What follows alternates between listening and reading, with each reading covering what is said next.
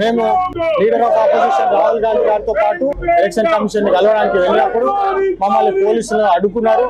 ఇది కేవలం BJP party నిరంకుశ పాలన అని చెప్పి తెలుస్తుంది స్పష్టంగా. రాహుల్ గాంధీ గారు ఏదైతే వాళ్ళ ఎలక్షన్ కమిషన్ బయట పెట్టినారో, ఏదైతే ఫ్రాడ్ చేస్తుందో, బీజేపీ ఏదైతే ఓట్ చోరీ చేసిందో వాళ్ళకి సమాధానం కూడా లేకుండా పోయినది. వాళ్ళు కేవలం బీజేపీ పార్టీకి పనిచేస్తున్నారు కానీ ప్రజల కోసం పనిచేస్తున్నారని చెప్పి స్పష్టంగా తెలిసిపోతుంది. కేవలం కాన్స్టిట్యున్సీలోనే 1,00,000 పైన ఫేక్ ఓట్లు వచ్చినాయని చెప్పి దానికి వారి దగ్గర సమాధానం కూడా లేదు. ఇది సిగ్గుచేటు. రాహుల్ గాంధీ గారు ఏదైతే పోరాటం చేస్తున్నారో వారితో పాటు మేము ఉన్నాము. మాతో పాటు ఇతర ఎంపీలను కూడా ఈ రోజు డీటైన్ చేయడం జరిగింది.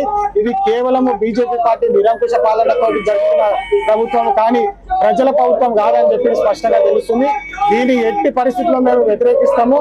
మేము ఈ ఓట్ చోరీ అంశాన్ని గల్లీలో తీసుకుపోయి వాళ్ళ ఓటు హక్కు ఏదైతే ఉన్నదో మేము నిలబెడతామని చెప్పి మళ్ళొకసారి తెలియజేస్తున్నాము. జై హింద్.